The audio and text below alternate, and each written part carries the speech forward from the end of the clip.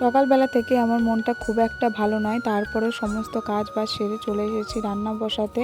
এত সকালে আমার মন কেন ভালো নয় বা আজকে কী রান্না করছি সবটাই তোমাদের সাথে শেয়ার করব। যাই হোক, হ্যালো বন্ধুরা, আমার ছোট্ট সুন্দর একটি মিনি ব্লগে তোমাদের সবাইকে স্বাগত। সকালবেলা উঠে প্রথমেই তো বাসি কাজগুলো সেরে নিয়েছি, তারপরে চলে এসেছি ভাত বসাতে। আজকে সিদ্ধ ভাত বসাবো, তার জন্য আলু কেটে নিচ্ছি। আর জানো তো, একটুখানি ডালও করব। ডাল দিয়ে আলু সিদ্ধ খেতে আমাদের বাড়ির সবাই ভালোবাসে। একটা বাড়ির বউ কোনো কাজ করুক বা না করুক, দেখবা রান্না তাকে করতেই হয়।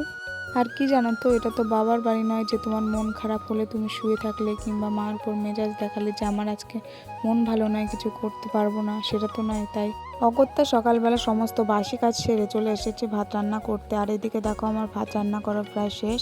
আমি হাঁড়িটাকে উপর করে দিলাম। জানো তো, সকাল সকাল ভাত হলে আমার মেয়েও খেয়ে নেবে।